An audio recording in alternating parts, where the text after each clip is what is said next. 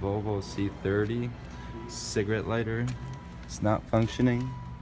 It's got no function in the front one and in the rear. So I just want to show you what you're going to do is you're going to come down here. What you're going to see is you're going to have a whole setup here. Long story short, what you're going to have is under your carpet, right under the glove box, you're going to remove the carpet. It's got 2 clips right there.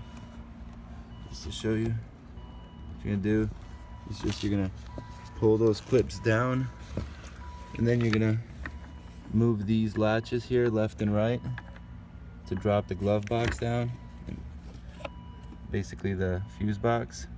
And right here, fuse number 45, this fuse is going to be a 15 amp blue fuse. As you can see, you can pull it out and very distinctly you can see that the bridge is broken.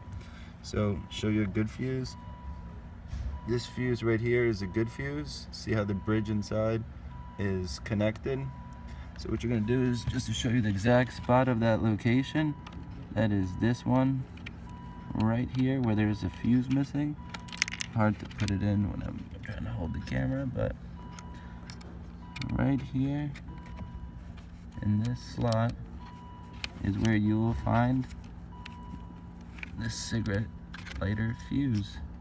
That's bad. What you want to do is just press it back in. Okay. Now we have connection.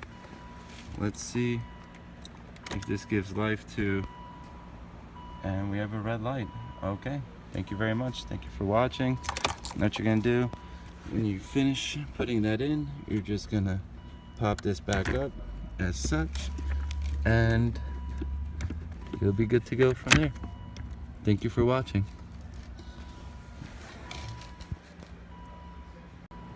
In case I wasn't clear where to undo the connectors, just with a tool like this, you simply come down here, and right here you'll just leverage this.